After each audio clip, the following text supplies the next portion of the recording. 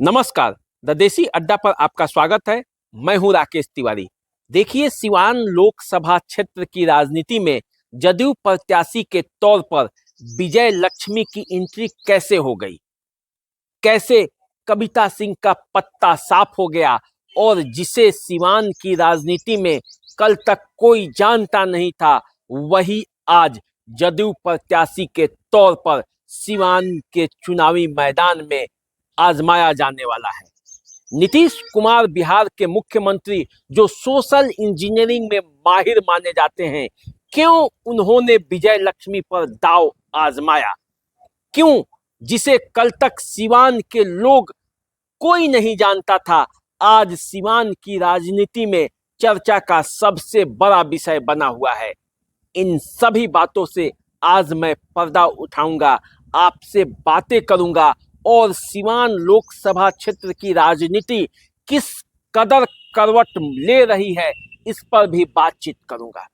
तो चलिए बातचीत शुरू करते हैं और आपको बताते हैं पूरी कहानी कि कैसे बिहार का हॉट सीट बना सिवान लोकसभा क्षेत्र में आजकल राजनीति चल रही है। जब चुनाव शुरू हुआ था तब ऐसा लग रहा था कि सिवान की राजनीति में कई बड़े बड़े धुरंधर आएंगे और लोकसभा क्षेत्र से अपनी किस्मत आजमाएंगे। उसमें भाजपा के पूर्व प्रदेश अध्यक्ष मंगल पांडे से लेकर गोपालगंज के बाहुबली अमरेंद्र कुमार पांडे उर्फ पप्पू पांडे तक का नाम आया। नाम तो कई लोगों का चला, खान सर का भी नाम आया। भाजपा से लेकर आरजेडी तक सब में बड़े बड़े धुरंधर और बड़े बड़े नाम। लेकिन सिवान की राजनीति अब इस कदर करवट ले रही है, जैसे लगता है कि दलीय प्रत्याशियों के अलावे सिवान की राजनीति में इस बार निर्दलीय प्रत्याशियों का बोलबाला होने वाला है। ऐसा मैं इसलिए कह रहा हूं क्योंकि राजद के प्रत्याशी के तौर पर इस बार हिना साहब चुनावी मैदान में उतरने नहीं जा रही हैं। वे निर्दलीय ताल ठोक चुकी हैं। ओम प्रकाश यादव, जो बीजेपी के कैंडिडेट कभी हुआ करते थे, बीजेपी के सांसद हुआ करते थे, वे भी चुनावी मैदान में निर्दलीय ताल ठोक चुके हैं। कविता सिंह का पत्ता कट चुका है, तो कविता सिंह भी चुनावी मैदान में आ सकती हैं। अब कविता सिंह जदयू को किस तरह से लेती हैं, ये आने वाले समय में पता चलेगा। लेकिन अभी जिस नाम की सबसे ज्यादा चर्चा है, वो विजय लक्ष्मी के नाम का चर्चा है।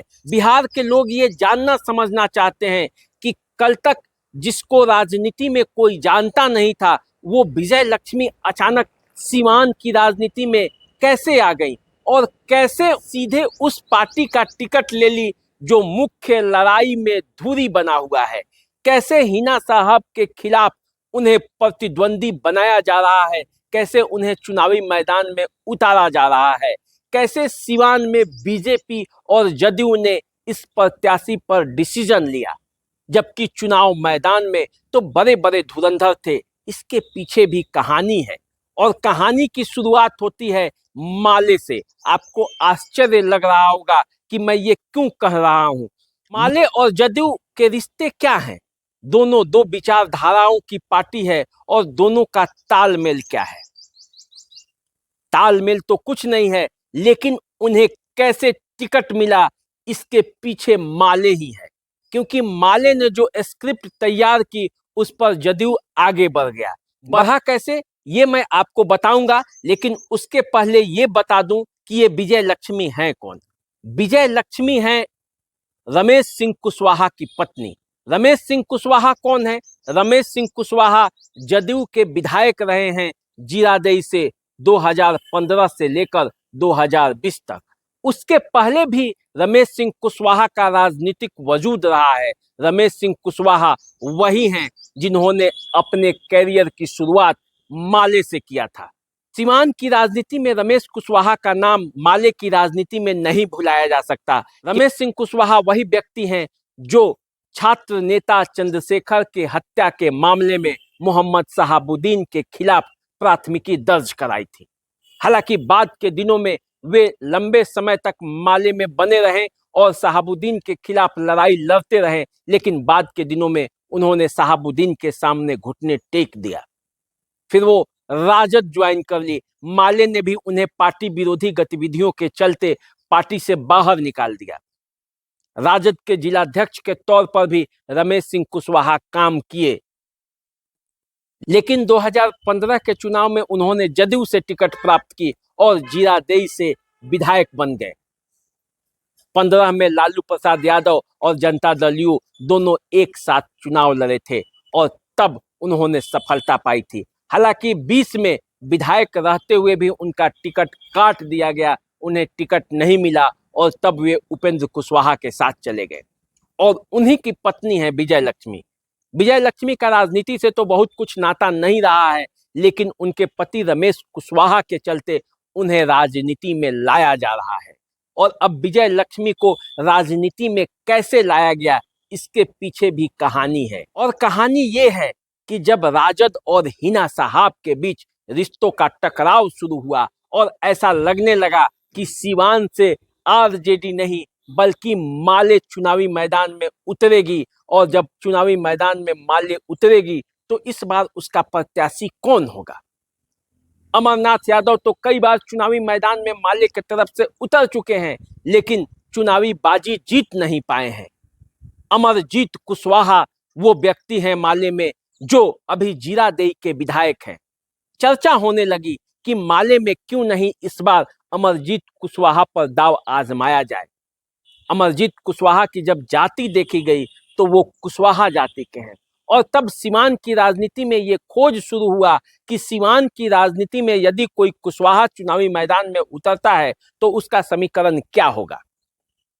इसी समीकरण पर माले ने जब अपना रिसर्च शुरू किया और खोज निकाला कि नहीं, यहाँ से कुशवाहा भी चुनावी बाजी जीत सकता है, तो फिर अमरजीत कुशवाहा का चर्चा बिहार के राजनीतिक गलियारों में भी होने लगा कि क्यों नहीं सिवान से उन्हें प्रत्याशी बनाया जाए।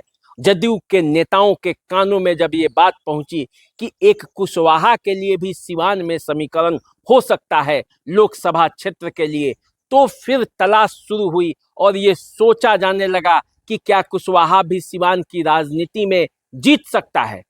और जब जदयू के बड़े नेताओं ने इस पर मंथन किया तो पता चला कि समीकरण बन सकता है। जदयू के लिए कैसे समीकरण फिट होगा, इस पर भी गहन मंथन हुआ और तब रणनीति बनी कि नहीं, कुशवाहा भी यहाँ से चुनावी मैदान में जीत सकता है, और नीतीश कुमार के सामने जो लौकुश समीकरण की चुनौती थी उसकी भी यहाँ से चुनौती पूरी हो सकती थी। और तब जाकर नजर टिक गई रमेश कुशवाहा पर, जो पहले से ही चुनावी मैदान में उतरने के लिए तरह तरह के दाव आजमा रहे थे। और तब पता चला कि रमेश कुशवाहा चुनावी मैदान में उतर सकते हैं। लेकिन रमेश कुशवाहा पर भी कई तरह के आपराधिक रिकॉर्ड हैं, कई तरह के मामले हैं, और महिला सशक्तिकरण के मामले में जब एक महिला का टिकट काटना था तो नीतीश कुमार और जदयू के नेताओं ने ये फाइनल किया कि क्यों नहीं किसी महिला को ही दिया जाए, और तब जाकर विजय लक्ष्मी राजनीति में सामने आ गई और विजय लक्ष्मी को जदयू की सदस्यता दिलाई गई। विजय लक्ष्मी का नाम इस तरह से सिवान की राजनीति में सामने आ गया। हमारे सूत्रों ने जो खबर दी है उसके हिसाब से जदयू के थिंक टैंक ये मानती है कि भाजपा के चलते सिवान की राजनीति में सवर्ण वोटों का तो जदयू को मिलेगा ही, इसके अलावे वैश्य वोट भी जदयू के खेमे में जाएगा, हिंदू मत भी पूरी तरह से जदयू के खेमे में जाएगा, और जब कुशवाहा पूरी ताकत के साथ सिवान की राजनीति में लगेंगे तो जीत तय है। और इसी के बाद विजय लक्ष्मी को टिकट दे दिया गया। लेकिन सिवान की राजनीति इतनी आसान नहीं। ओम प्रकाश यादव चुनावी मैदान में उतर चुके हैं। उधर कविता सिंह के टिकट कटने के बाद कविता सिंह कितनी तत्परता के साथ अपने प्रत्याशी के लिए लगेंगी, ये आने वाले दिनों में पता चलेगा। उधर हिना साहब भी चुनावी मैदान में निर्दलीय ही उतर चुकी हैं। आरजेडी भी यहाँ प्रत्याशी देने वाला है और माले भी चुनावी मैदान में रुकने नहीं जा रहा, क्योंकि हर बार वो यहाँ से चुनाव लड़ते रहा है। ऐसी स्थिति में क्या समीकरण बनेगा? ऐसी स्थिति में कैसे टक्कर होगा ये आने वाले समय में पता चलेगा। लेकिन सिवान की राजनीति को जो समझते हैं, सिवान की राजनीति को जो जानते हैं, वो जानते हैं कि ये टक्कर इतना आसान नहीं, क्योंकि अभी लड़ाई में कई मोर्चे बाकी हैं। क्योंकि क्या होगा जब हिना साहब के पक्ष में उनके मतदाता, उनके समर्थक गुलबंद होंगे, ओम प्रकाश यादव एक अलग धुरी पर चुनाव लड़ेंगे, तो फिर जदयू के वोटों का बंटवारा होगा कि नहीं होगा। यदि आरजेडी चुनावी मैदान में लड़ती है और फिर माले भी लड़ती है और फिर कविता सिंह निष्क्रिय हो जाती हैं या निर्दलीय चुनावी मैदान में आती हैं, तब क्या होगा।